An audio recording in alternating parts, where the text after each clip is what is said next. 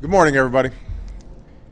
As a nation, we continue to experience the consequence of three distinct but closely related challenges.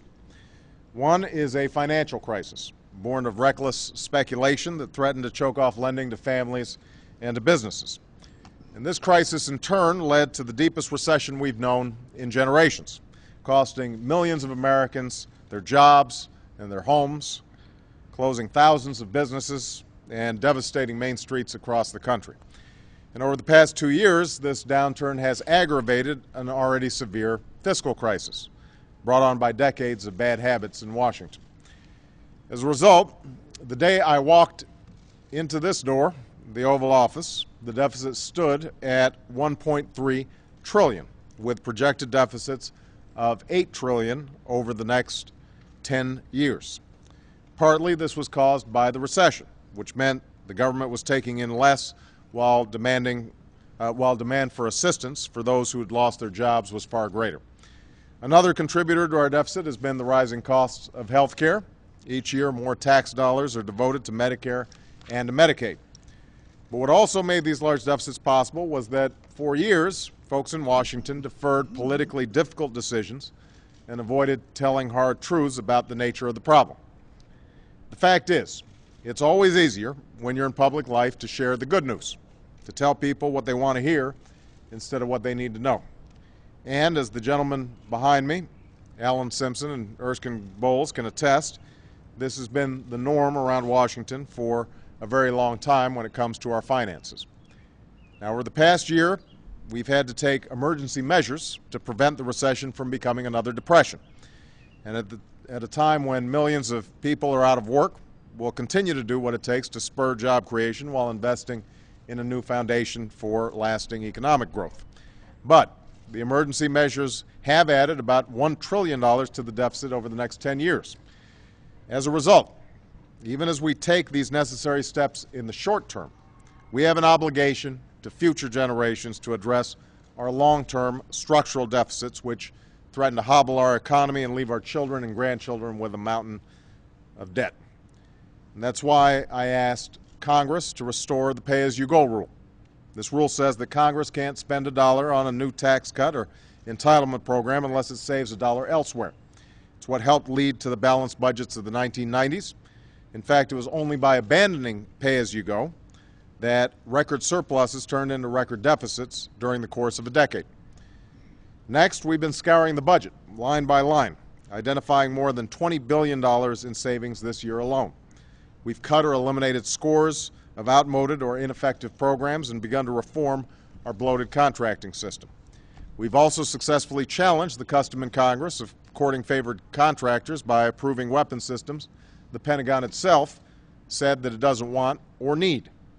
Because in these hard times, we have to save where we can afford so that we can pay for what we need, the same way families do. Finally, I've proposed a freeze in government spending for 3 years. This won't affect benefits through Medicare, Medicaid, or Social Security, and it will not affect national security, including benefits for veterans, but it will affect all other discretionary spending. My budget ends loopholes and tax giveaways for oil and gas companies and for the wealthiest 2% of Americans, because we just can't afford them.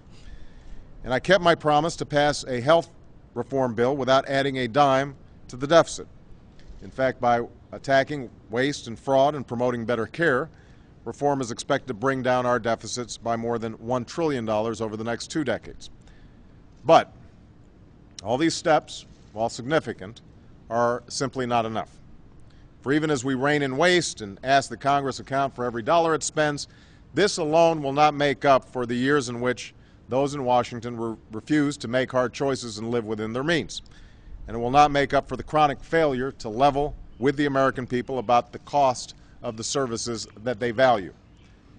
This is going to require people of both parties to come together and take a hard look at the growing gap between what the government spends and what the government raises in revenue. And it will require that we put politics aside, that we think more about the next generation than the next election. There's simply no other way to do it. That's why I appointed the National Commission on Fiscal Responsibility and Reform, based on a proposal originally presented by a bipartisan group of senators. And today the Commission will have its first official meeting. I am grateful to all of its members, Democrats and Republicans, folks in government and folks from the private sector, for participating. I especially want to thank Erskine Bowles and Alan Simpson for chairing the Commission. These two men may have different political affiliations, but they share a strength of character, an ability to work across party lines, and a willingness to tell the hard truths even when it's hard. These qualities will be essential, as will the courage they've already shown by taking on this assignment. Now, I've said that it's important that we not restrict the review or the recommendations that this commission comes up with in any way. Everything has to be on the table. And I just met briefly with the commission and said the same thing to them. Of course, this means that all of you, our friends in the media, will ask me and others once a week or once a day about what we're willing to rule out or rule in when it comes to the recommendations of the commission. That's an old Washington game, and it's one that has made it all but impossible in the past for people to sit down and have an honest discussion about putting our country on a more secure fiscal footing. So I want to deliver this message today. We're not playing that game. I'm not going to say what's in. I'm not going to say what's out. I want this commission to be free to do its work. In theory, there are few issues on which there is more vigorous bipartisan agreement than fiscal responsibility. But in practice, this responsibility for the future is often overwhelmed by the politics of the moment. It falls prey to special interest pressures, to the pull of local concerns, and to the reality familiar to every single American. It's a lot easier to spend a dollar than to save one. That's what at root led to these exploding deficits, and that is what will lead to a day of reckoning. But I believe with the help of these gentlemen and this commission, we can begin to meet this challenge in a serious and thoughtful way.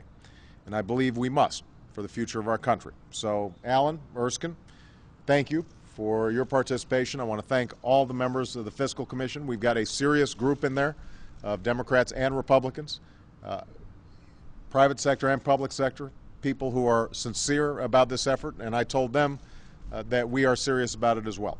I think I've shown over the last year that I'm willing to do things even when they're not popular. A lot of the decisions in terms of getting our budget under control may not be popular, but I think the reason that Alan and Erskine agreed to take on this assignment is that they were convinced I was serious about it, and I'm going to be standing with them as they come up with the recommendations. So thank you very much, everybody.